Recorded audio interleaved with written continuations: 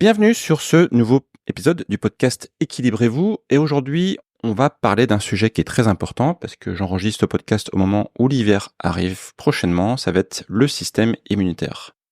Il y a beaucoup de gens qui tombent malades d'hiver. On va voir que c'est pas forcément une fatalité.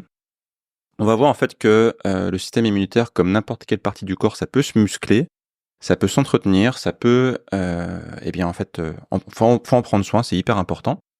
Et si beaucoup de personnes aujourd'hui sont malades d'hiver, c'est parce qu'ils ont un mauvais système immunitaire, un système immunitaire qui est affaibli. Pour vous aider, j'ai regroupé 9 points qui me semblent hyper importants pour que votre système immunitaire soit au top cet hiver, pour pas que vous soyez malade, en fait, au moins essayer d'éviter que vous soyez malade. Donc ces 9 points, ils sont très importants, il faudra essayer de les combiner, faire en sorte que chaque point, vous en preniez soin. Il y a du travail, vous allez voir, mais si vous faites ça, vous aurez non seulement un bon système immunitaire, mais en plus une bonne santé, puisque comme vous savez, la santé, c'est quelque chose qui est global, quelque chose qui est holistique. Donc, vous aurez plein d'avantages à votre santé, en plus d'avoir un bon système immunitaire. Avant de démarrer, pensez bien sûr à vous abonner au podcast, à mettre 5 étoiles si vous écoutez sur votre plateforme préférée, et n'hésitez pas à le partager autour de vous pour le faire connaître. On va démarrer tout de suite par le premier point qui me semble le plus important, c'est pour ça que j'ai mis en numéro 1, c'est l'intestin.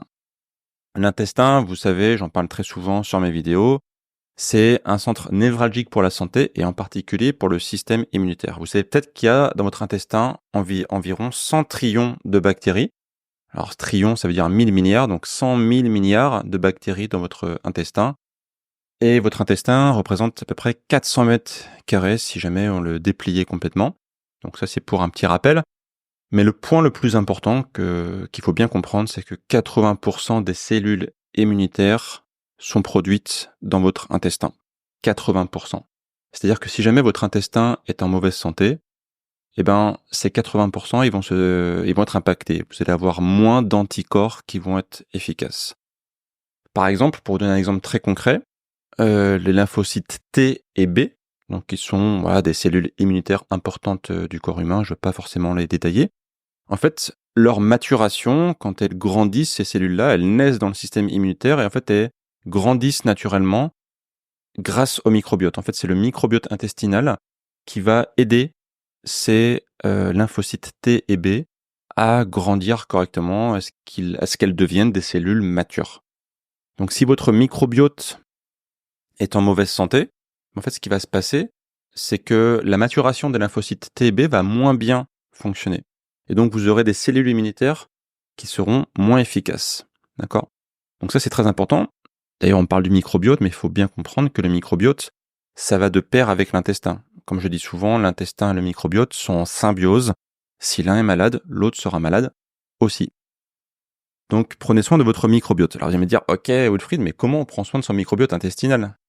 Alors, c'est un sujet qui est vaste, qui est compliqué. Tout ce que je pourrais dire ici, c'est que la meilleure chose à faire, ça va être de donner à manger à vos bactéries, qu'elles soient une bonne alimentation. Vous n'allez pas leur donner de la junk food, vous allez leur donner de la bonne alimentation. Et ça commence par des fibres qui sont souvent le plat principal préféré de vos bactéries. Donc les fibres, on va les trouver principalement dans les légumes et les fruits, notamment qui ne vont pas être trop cuits, parce que quand vous cuisez vos légumes et vos fruits, vous détruisez les bonnes fibres. Donc manger cru de temps en temps, c'est très efficace. Alors je ne vais pas ici vous faire la liste de tous les aliments, mais dès que vous avez des poivrons, des tomates, des bananes, c'est parfait, notamment les bananes pas trop mûres, parce que plus une banane mûrit, plus elle perd ses fibres. Un autre point important, c'est d'avoir une diversité du microbiote pour l'immunité. Comme on a vu, la maturation des cellules des cellules immunitaires se passait en grande partie dans l'intestin, avec le microbiote qui en prend soin. Donc pour avoir des cellules immunitaires en bonne santé, il faut avoir un microbiote qui soit le plus diversifié possible. Et pour ce faire, ça va être la diversité alimentaire. Si vous avez une alimentation qui est plutôt monotone, vous allez avoir un microbiote qui va être monotone aussi. Donc ça, c'est important. Manger plein de choses différentes, bien sûr des bonnes choses.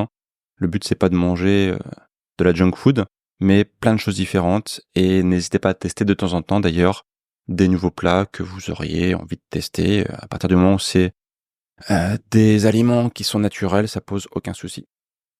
Juste avant de passer au point numéro 2, je voudrais quand même vous citer une petite étude super intéressante qui montre à quel point le microbiote intestinal et l'intestin en particulier est particulièrement important pour la santé immunitaire. Une étude a montré que chez les souris, alors c'est chez les souris, mais on sait bien que c'est un animal qui est assez proche quand même en termes de fonctionnement de ce qui se passe chez nous, notamment c'est un mammifère. Beaucoup d'études sont faites sur les souris, mais on peut facilement les transposer à l'homme. En fait, une étude a montré que chez des souris chez lesquelles on enlève le microbiote intestinal, en fait 40% des cellules immunitaires disparaissent dans tout le corps. Donc on perd littéralement presque la moitié des cellules immunitaires lorsqu'on enlève le microbiote intestinal. Et inversement, en réintroduisant le microbiote chez ces souris-là, on remarque que leur immunité est restaurée en 30 jours. Donc 30 jours après, on retrouve une bonne immunité. Donc ça montre bien à quel point le microbiote est super important pour la santé immunitaire. Le point numéro 2 que je voulais évoquer avec vous, qui est presque aussi important que le point numéro 1, c'est la fameuse vitamine D. Vitamine D qui est ultra importante pour la santé en général et pour le système immunitaire en particulier. C'est une vitamine qu'on produit naturellement lorsqu'on s'expose au soleil. On peut l'avoir aussi par l'alimentation, notamment si on mange régulièrement du poisson par exemple. Il y a plusieurs aliments, mais la meilleure source, c'est l'exposition au soleil. C'est pour ça notamment que l'été, on fait le plein de vitamine D. Quand vous exposez votre peau au soleil, donc souvent on l'expose idéalement plus que juste les bras, il faut exposer un peu le torse, les jambes, etc. Mais votre corps se charge en vitamine D, notamment c'est via une réaction entre les ultraviolets et un dérivé du cholestérol. En fait, la vitamine D, elle est extrêmement importante pour le système immunitaire. Notamment, elle va réguler la production de peptides antimicrobiens. Donc les peptides, c'est des morceaux de protéines pour faire simple. Et vous vous souvenez les fameux lymphocytes T et B qu'on évoquait tout à l'heure, qui naissent, on va dire, dans le microbiote, enfin grâce au microbiote intestinal. Eh bien en fait, leur chef d'orchestre, ça va être la vitamine D. Une fois que ces fameux lymphocytes T et B sortent, on va dire, de l'intestin, qu'ils sortent de leur pouponnière, ce qui va réguler leur activité, ça va être la fameuse vitamine D. Donc, clairement, lorsqu'on est en déficit, ça augmente considérablement le risque d'infection. Parce que on a un microbiote, des cellules immunitaires qui vont être beaucoup moins efficaces. D'ailleurs, la plupart des cellules immunitaires ont des récepteurs à vitamine D. C'est-à-dire qu'en fait, les cellules immunitaires vont, entre guillemets, se connecter à la vitamine D. Donc ça, c'est super important parce que si jamais vous êtes en carence de vitamine D, eh bien vos cellules immunitaires vont avoir quelque chose qui va leur manquer et donc elles vont moins bien fonctionner. Donc, vitamine D, ça a plein d'intérêts pour la santé, notamment pour la fixation du calcium, pour plein de choses. Retenez juste ici que c'est une sorte de super carburant pour votre système immunitaire. Et le problème, c'est que l'hiver, comme on a dit, on va en avoir beaucoup moins parce que c'est l'été qu'on fait le plein. Donc, ce que je conseille en général, c'est de se complémenter l'hiver, notamment si vous vivez sur des hautes latitudes. Donc, pour les gens qui nous écoutent en France, c'est quasiment tout le monde. Au-delà, on va dire, du sud, peut-être qu'ils sont un peu plus impactés par le soleil, donc c'est cool. Mais pour les personnes qui vivent, on va dire, vers le centre, l'ouest, l'est et le nord, vraiment, il faut se complémenter. Et c'est important de se rendre compte que ça peut vite dépérir les réserves parce que, on va dire, entre 1 mois à 2 mois après la dernière exposition, on n'a quasiment plus de stock de vitamine D. Donc ça part très très vite. Et donc comme on a vu, ça impacte le système immunitaire. Donc on se complémente l'hiver, donc des petites gouttes qu'on trouve en pharmacie, notamment Zimadé, pour ne pas la citer, qui est une marque qui coûte vraiment pas cher, c'est quelques euros le flacon. Et notamment, une étude intéressante a montré que des personnes qui avaient des déficits en vitamine D, avec 12% de risque d'infection respiratoire en plus. Donc augmenter de 12% son risque d'infection juste parce qu'on a une carence de vitamine D, c'est vraiment dommage. Et l'effet est encore plus marqué chez les personnes qui ont un déficit sévère. Donc les gens qui sont vraiment en carence de vitamine D, là c'est 70% de risque de développer une risque d'infection pulmonaire en plus. Donc c'est vraiment important de se complémenter. On parlait de la vitamine D, il y a d'autres carences qui peuvent aussi jouer sur le système immunitaire. Je vais en citer quelques-unes rapidement, ce sera le point numéro 3 d'ailleurs. Les carences les plus courantes qu'il faut surveiller, c'est la vitamine C, A, E et le zinc. Vitamine C, je pense que vous connaissez. On en trouve notamment dans le poivron, on en trouve dans les agrumes. Et ça stimule la production des leucocytes, donc qui sont des cellules immunitaires aussi. D'ailleurs, on parle souvent de se complémenter en vitamine C pour donner un petit coup de boost en termes d'énergie, mais il faut savoir que c'est important aussi pour le système immunitaire. J'en parlerai après, notamment les personnes qui ont un bon niveau de vitamine C ont moins de risques, par exemple, de développer les rhumes, les fameux petits rhumes qu'on a l'hiver. Il y a clairement beaucoup moins de risques. La vitamine E aussi est importante parce qu'elle protège les cellules contre le stress oxydatif. Donc la vitamine E agit comme un antioxydant. Et on sait aussi que quand on a trop de stress oxydatif, lorsqu'on a trop de petites molécules qui viennent attaquer notre corps, eh bien ça implique qu'on est plus fragile, et donc on peut plus facilement tomber malade. Il y a un minéral que j'ai évoqué qui est important, c'est le zinc. Le zinc, c'est super important pour notamment les lymphocytes T. Tout à l'heure, on rappelait que c'était le microbiote qui aidait les lymphocytes T à grandir. Eh bien, le zinc est nécessaire à la maturation des lymphocytes T. C'est ultra important, c'est une matière première fondamentale. Et beaucoup de gens sont en carence de de zinc. Donc le zinc, super important. Alors on en trouve l'aliment principal pour trouver du zinc, ça va être notamment tout ce qui est produit de la mer, notamment tout ce qui est les huîtres par exemple. Les huîtres, c'est ultra riche en zinc. On peut en trouver aussi dans tout ce qui est les oléagineux par exemple, ou les graines, on en trouve pas mal. Voilà, donc n'hésitez pas à vous complémenter avec un multivitaminé si vous avez le moindre doute. Tout bon multivitaminé contient du zinc, donc normalement vous aurez ce qu'il faut. Et justement, des études montrent que des gens qui ont des carences ont beaucoup plus de déficiences immunitaires. Et ce qui est intéressant, c'est que même une carence légère, c'est-à-dire que même des personnes qui ont une toute petite carence peuvent avoir un risque immunitaire qui va être augmenté de 30 à 50%. Et ça, c'est un chiffre qui m'a un peu retourné le cerveau.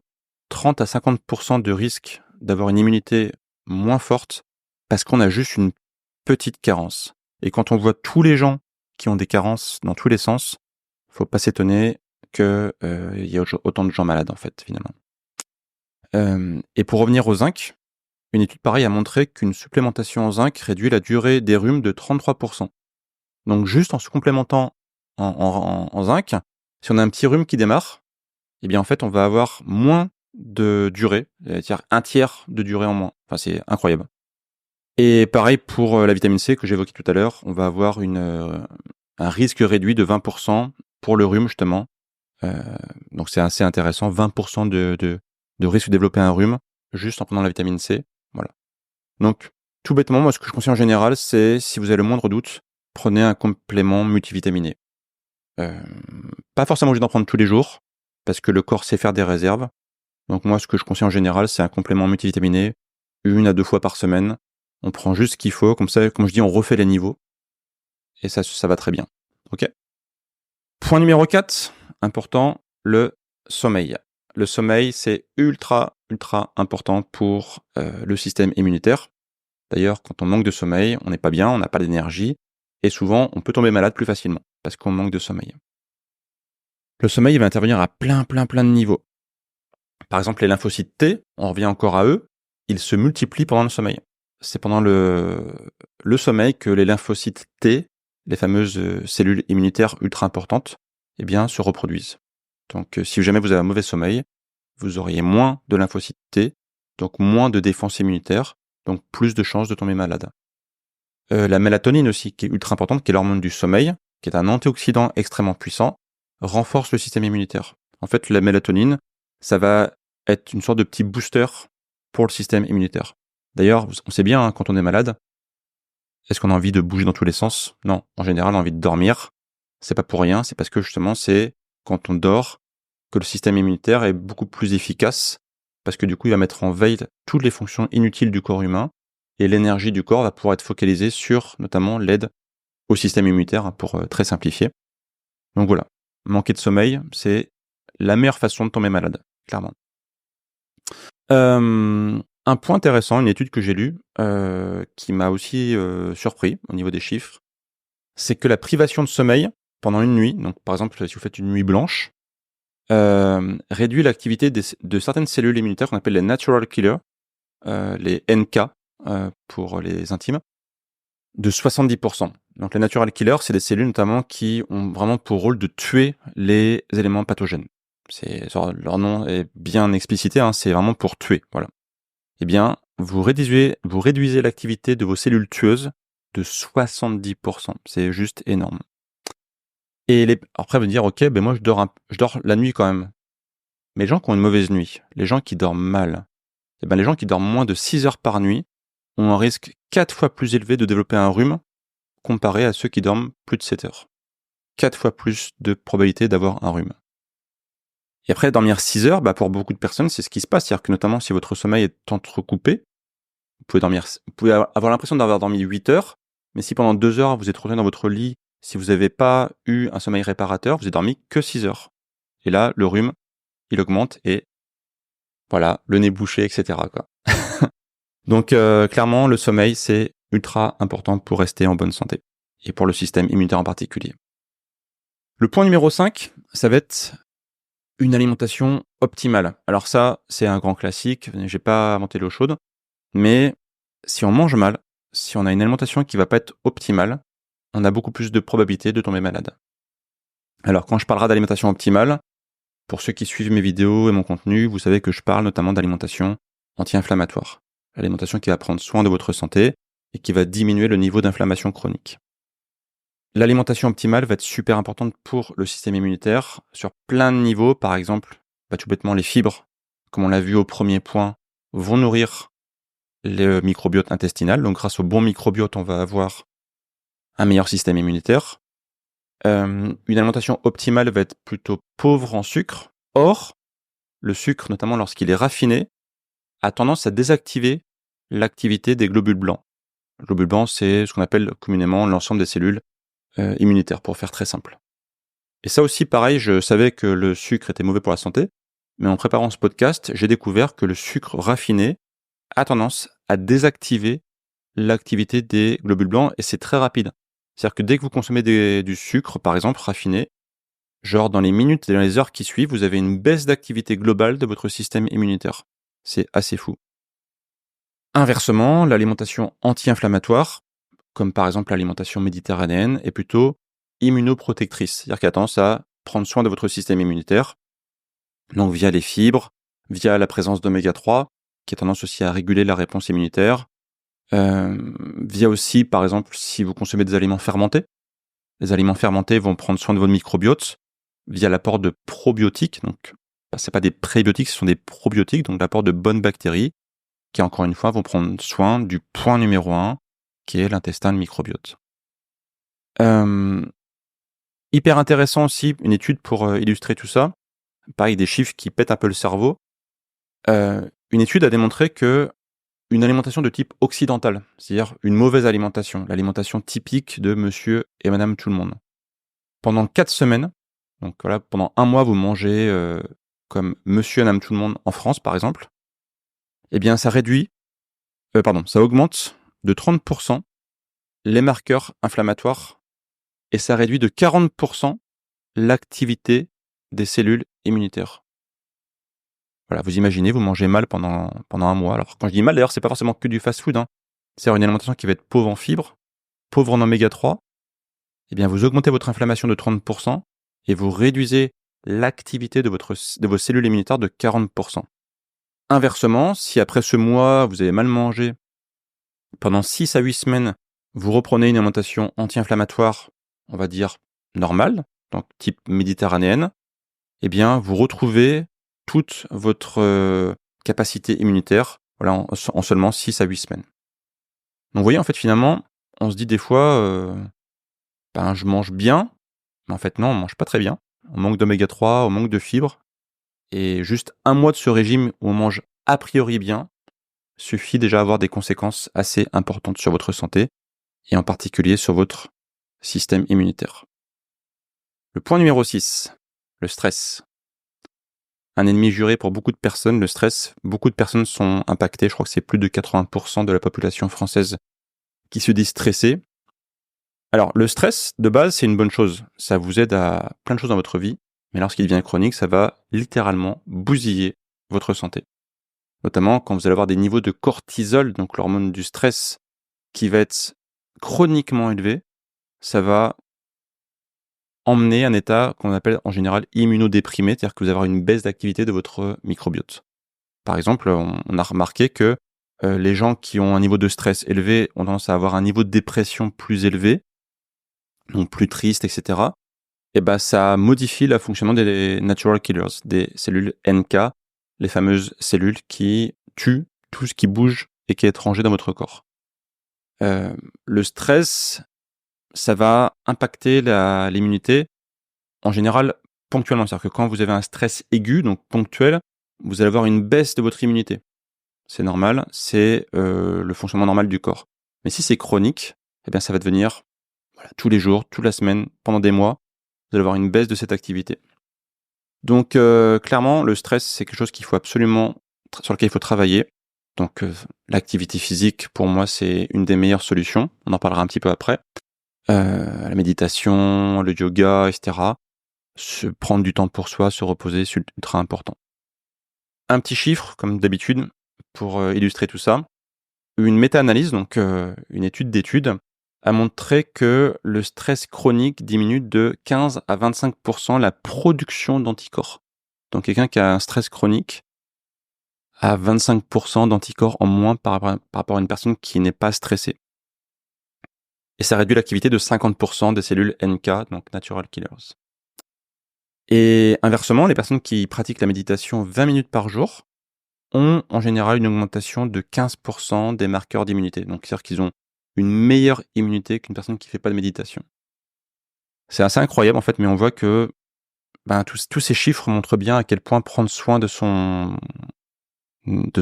sa santé, ça joue vraiment sur le système immunitaire. Le point numéro 7, un truc forcément auquel vous ne pensez pas forcément, si vous avez anticipé un petit peu les différents points de ce podcast, ça va être l'hygiène et l'exposition aux microbes. En fait, il faut savoir que la surhygiène, c'est problématique pour le système immunitaire. Il faut que vous reteniez que le système immunitaire a besoin d'être entraîné. D'ailleurs, c'est pour ça qu'on se fait des vaccinations quand on est petit ou quand on a besoin d'avoir un système immunitaire qui soit entraîné pour combattre un virus qu'il ne connaît pas. Il faut exposer le système immunitaire à des éléments pathogènes pour qu'il puisse apprendre ce que c'est qu'un ennemi et pouvoir mieux lutter contre cet ennemi ensuite. Le problème, c'est qu'aujourd'hui, dans notre monde moderne, on a tendance à avoir une sorte de surhygiène. Alors, attention, je dis pas qu'il faut pas se laver, je dis pas qu'il faut vivre dans un environnement aseptisé, mais ce qu'il faut en fait, c'est avoir une modération là-dessus. C'est-à-dire pas forcément toujours tout désinfecter. Je donne un exemple très concret. Si, je sais pas, vous mangez un morceau de tomate et cette tomate elle tombe par terre. Bon, si votre tomate n'est pas trop sale, beaucoup de gens vont dire je vais pas la manger. Mais en fait, si vous la mangez, vous aurez oui des bactéries dessus. Mais ces bactéries, elles seront bien sûr détruites par votre corps et elles vont apprendre en fait à votre système immunitaire ce que c'est qu'une bactérie pathogène. En fait, ça va exposer votre système immunitaire à ces fameuses bactéries. Donc, faut pas être en surhygiène, ça c'est super important. Et cet affaiblissement du système immunitaire va se trouver d'ailleurs sur plein de points. Sur les allergies, parce qu'on rappelle une allergie, c'est une déficience du système immunitaire, et sur la maladie auto-immune aussi. La maladie auto-immune, c'est de la même façon un système immunitaire qui est trop efficace, qui fonctionne mal. Et une étude pareille qui m'a aussi retourné le cerveau, il y a beaucoup d'études qui m'ont retourné le cerveau en préparant ce podcast, c'est une étude qui a montré que les enfants qui grandissent dans des fermes ont 30 à 50% moins d'allergies et d'asthme que les enfants qui grandissent en ville. Donc c'est-à-dire qu'il y a moitié moins d'allergies à la campagne. Et c'est pas étonnant parce qu'à la campagne, les enfants, ils sont beaucoup plus exposés à la nature déjà, tout bêtement. C'est aussi bête que ça, mais leur quotidien, c'est pas le béton, c'est la nature. Et puis, il y a peut-être globalement, je dirais pas qu'il y a moins d'hygiène, mais il y a peut-être moins cette suraseptisation en fait. Et donc les enfants ont plus un système immunitaire qui est entraîné, tout bêtement. Et là aussi où c'est super intéressant, c'est que l'exposition à cette diversité microbienne lorsqu'on est vraiment bébé, donc les 100 premiers jours de la vie, donc les 3-4 premiers mois de la vie, lorsqu'on est bébé, lorsqu'on vient juste de naître, si on est exposé à des virus, des bactéries, eh bien ça va réduire de 40% le risque de développer une maladie auto-immune quand on sera plus grand. 40%. Quand on voit aujourd'hui le nombre de maladies auto-immunes qu'il y a autour de nous, c'est juste un chiffre qui est énorme en fait. 40%, c'est énorme. Donc cette surexposition à l'hygiène, eh bien en fait, il faut essayer de pas que ce soit quelque chose de systématique, de pas se laver 3 fois par jour. Par exemple, ça, je connaissais des gens qui se lavaient 3 fois par jour aussi. C'est le meilleur moyen en fait de s'abîmer, notamment le microbiote de la peau, d'enlever le film protecteur de la peau, etc., etc. Voilà. Il y a une hygiène normale, mais pas une sur-hygiène. Point numéro 8, c'est l'activité physique. L'activité physique, super important pour rester en bonne santé, on va pas l'apprendre, mais pour le système immunitaire, c'est très très très important. Ça permet déjà à ce que le sang circule bien. C'est con, mais beaucoup de gens, en fait, quand ils sont sédentaires, eh bien, ils ont une mauvaise circulation sanguine. Donc pour que les cellules immunitaires soient présentes dans tout le corps, il faut que vous ayez une bonne circulation. Et puis, on a vu plein de choses qui diminuaient l'activité des cellules NK, les natural killers. Eh bien, il y a une chose qui augmente l'activité des cellules NK, c'est l'activité physique. Grâce à l'activité physique, vos cellules tueuses seront en meilleure forme. En prenant soin de votre corps, vous prenez aussi le soin de vos cellules qui tuent les éléments pathogènes dans votre corps. Un truc tout bête aussi, c'est quand vous faites du sport, vous suez. Et la sudation, c'est comme quand on fait un sauna, en fait, ça élimine les toxines, tout bêtement. La nature est bien faite. Vos pores de la peau sont une très bonne façon d'éliminer les toxines. Et moins vous êtes de toxines dans le corps, plus vous êtes en meilleure santé, et moins vous avez de chances de développer de maladies. L'exercice physique aussi va réduire l'inflammation chronique, notamment l'activité physique modérée. Et inversement, attention à l'activité physique intense. Les gens qui font trop d'activité physique intense, ça peut diminuer le système immunitaire. Alors quand je dis intense, c'est vraiment quand vous mettez dans le rouge. Se mettre dans le rouge un peu de temps en temps, c'est bien, notamment pour forcer le corps à aller dans des zones qu'il ne connaît pas, pour le système cardiovasculaire, etc. Mais si vous mettez trop souvent dans le rouge, donc je pense notamment aux gens qui font des sports un petit peu intenses, ça peut en fait affaiblir le système immunitaire. Donc on peut avoir en fait un effet délétère du sport trop intense. Un truc important, c'est que pour combiner deux mondes, on va dire, qui s'entendent bien, c'est l'activité physique et le fait d'être en extérieur, comme on a dit tout à l'heure, par rapport justement à la surhygiène, faites de l'activité physique en extérieur, ça va combiner tout ça. Donc c'est une très bonne idée de faire plutôt du sport dehors. Courir dehors, faire du sport dehors, c'est très bien. Et pour illustrer ça, encore une fois, une étude a démontré qu'une activité physique modérée, donc de type 30 à 45 minutes par jour, augmente de 50 à 300% la circulation des cellules immunitaires. Donc, c'est-à-dire que vos cellules immunitaires circulent mieux dans le corps et réduit de 40% le risque d'infection respiratoire. Donc, vous avez 40% de chances en moins de développer des infections respiratoires parce que vous faites juste une activité physique régulièrement. Ouais, c'est tout bête en fait. Mais là, d'ailleurs, j'anticipe un peu la conclusion qui va arriver dans pas très longtemps. C'est que, oui, j'ai donné des chiffres là, 40%, 30%, 20% pour chacun des points. Mais quand on les additionne, tous ces points, on voit en fait à quel point ça peut être efficace. Parce que un point particulier, on va dire, ouais, c'est que 40%, c'est pas énorme. Ouais, mais 40% par-ci, 40% par-là, 20% par-ci. Au final, on va atteindre 100%. Votre système immunitaire va fonctionner à 100% parce que vous avez juste mis en œuvre tout ce qu'il faut pour qu'il marche bien. Voilà, ni plus ni moins. Un dernier point, le point numéro 9, c'est que, alors c'est un gros classique, je vais pas vous apprendre grand-chose, mais néanmoins c'est important, c'est les polluants. Les polluants, j'en ai cité deux, les principaux, la cigarette et l'alcool. Deux éléments toxiques pour le corps, je vais pas vous l'apprendre, mais ce sont deux éléments qui ont tendance à dérégler le système immunitaire. Par exemple, l'alcool perturbe la production de globules blancs. Les fameux globules blancs qu'on a évoqués tout à l'heure, eh bien, plus on boit d'alcool, moins on a de globules blancs. Ces polluants aussi vont abîmer la barrière intestinale, l'intestin. Si vous fumez, si vous consommez trop d'alcool, ça va impacter le microbiote, l'intestin, et on a vu que c'était extrêmement important. Bref, ça, c'est quelque chose qui est très classique, mais si vous souhaitez être en bonne santé, consommez pas de cigarettes et consommez de l'alcool de façon modérée, genre 1 ou 2 verres par semaine, ce sera largement suffisant. Et voilà, la dernière étude pour illustrer tout ça, c'est qu'une diminution de 25 pardon, une étude sur 10 ans a montré que les fumeurs réguliers ont une diminution de 25 de cellules immunitaires et une réduction de 40 de l'activité des cellules NK, Natural Killers. Et même les gros consommateurs d'alcool, notamment ceux qui prennent plus de 14 verres d'alcool par semaine, vous avez 30 de réponse immunitaire en moins. Voilà, votre système immunitaire, il est 30 en moins terminé. 14 verres, vous me dire c'est beaucoup, mais si vous en prenez 5 le samedi, 5 le vendredi, vous êtes déjà à 10. Et puis après voilà, une soirée par-ci par-là et c'est fini, quoi. Donc ça peut monter très très vite. On a vu les 9 points. Je fais juste un petit récap pour que ce soit bien clair pour vous. Prendre soin de son système immunitaire, ça passe d'abord par l'intestin et le microbiote. Se complémenter en vitamine D, notamment l'hiver. Faire attention à toutes les carences qu'on pourra avoir, donc je recommande en général un multivitaminé pour être sûr d'avoir aucune carence 1 à 2 fois par semaine. Avoir un bon sommeil.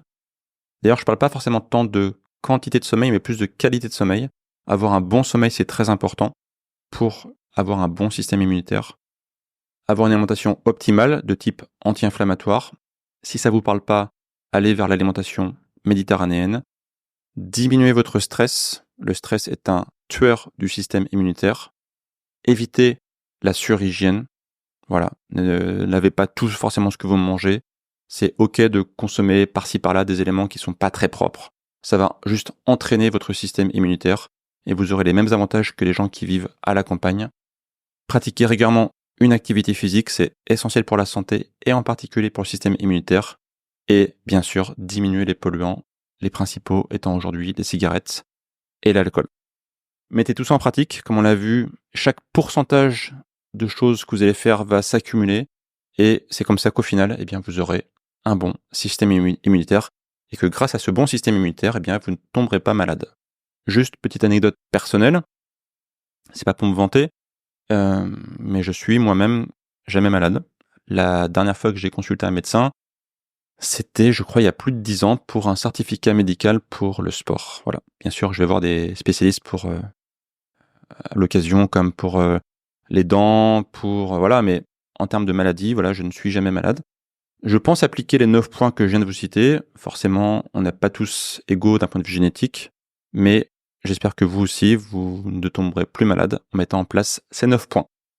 Merci à vous d'avoir écouté ce podcast. Pensez à bien le liker, le partager autour de vous, et je vous dis à bientôt pour un prochain épisode.